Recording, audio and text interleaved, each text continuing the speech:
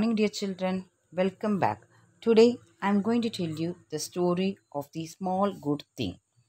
A Small Good Thing is a 1983 short story by Raymond Carver. The story examines the complex experience of grief after the sudden death of a small boy. The story's themes include human compassion and forgiveness. Anne Weiss is ordering a birthday cake for her son Scotty. She is slightly put off by the sullen and abrupt baker. He is uninterested and tired after staying up all night baking. He informs her the cake will be ready Monday morning. The time for the birthday party is Monday afternoon. Monday morning, Scotty is walking to school with a friend. They share a bag of potato chips as Scotty pesters his friend about what he is getting Scotty for his birthday. Scotty trips over a curb when he is not looking and falls into the street where a car hits him. He falls headfirst into the gutter, his legs sticking out. The driver stops, checking behind him to see if Scotty is all right. When Scotty gets to his feet, the driver rides away. Scotty is quiet and heads home instead of to school and tells his mother what happened. As she is fussing, Scotty goes limp. Anne and her husband, Howard, call an ambulance. The birthday party is cancelled. When they arrive at the hospital, they discover Scotty has a mild concussion and shock. He has instances of vomiting and fluid in his lungs has to be drained. He goes into a deep sleep. As his parents wait for him to wake up, Howard decides to go home while Anne stays at the hospital. Howard has an emotional time driving home but tries to keep his wits about him. As soon as he walks in the door, the phone rings. The man on the other line asks Howard about a cake that was not picked up, which cost $16. Howard screams at the man, not knowing what he is talking about, and hangs up. Howard continues to try to relax by bathing and shaving. The phone rings again, but the line is silent. Howard returns to the hospital. Scotty is receiving glucose, and Anne is worried about why Scotty will not wake up. Howard tells Anne she should rest at home, but warns her about the caller. The doctor comes in and tells them Scotty has a hairline fracture on his skull, and the shock is making him sleep.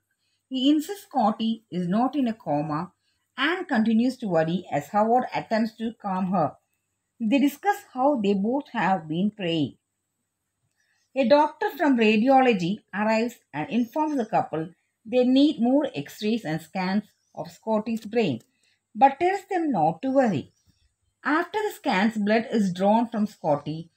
Later, the doctor arrives and says all of Scotty's tests were negative and he should wake up at any moment, but he begins referring to his sleep as a coma. Howard convinces Anne to go home for a short time. The dog needs to be fed. Anne hopes Scotty will wake up while she is gone. On her way out, Anne runs into another family who is in a similar situation as she and Howard. The son was stabbed at a party for no apparent reason and is in surgery. She wishes could stay and talk with them, but she leaves the hospital and heads home. When she walks in the door at 5 o'clock in the morning, the phone rings. Anne frantically asks if the call is about Scotty. The voice replies, "That is it," cryptically, then hangs up. Anne calls the hospital asking about Scotty. But there has been no change. Howard believes it is the same caller he experienced.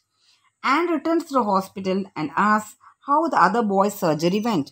Unfortunately, he died. As Anne arrives at Scotty's room, Howard tells her the latest news. A neurologist is with the current doctor and they have decided to operate. They believe something is wrong regarding the fracture. But before that news can sink in, Scotty wakes up. His eyes are unable to focus on his parents. He screams loudly. Then Scotty dies. The doctor tells them it was a hidden occlusion and there was no way to detect it. If they had found out about it, Saving Scotty might have been possible, but unlikely. The doctor apologized to them. Howard and Anne struggle with their grief and with leaving the hospital. The doctor continues to apologize, and Howard and Anne head home. Anne begins to make phone calls, which are interrupted by her sobs.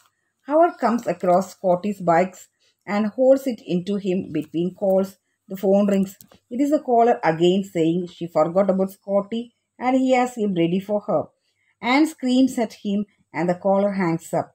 Later, the phone rings again at midnight. Howard answers, but the caller hangs up. Anne realizes who has been calling the baker. Anne and Howard head to the bakery, even though it is closed. They see the baker and pound on the door. He takes a minute to answer and at first is combative with the pair for not picking up the case.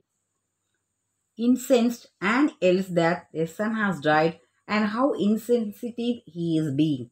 The baker quickly apologizes and begs for the forgiveness. He admits he was out of line and does not know how to act anymore. He is a lonely man and begs to support himself. He cannot imagine how to couple is feeling, as he never had children. He offers them fresh rolls, and Howard and Anne find themselves eating and listening to the baker. They are reluctant to leave as the sun comes up. In A Small Good Thing by Raymond Carver, we have the theme of connection, helplessness, loss, conflict, communication, isolation, and loneliness. The theme or idea of isolation also appears to be evident in the story. Thank you, children. I hope you all enjoy the story. See you in the next class.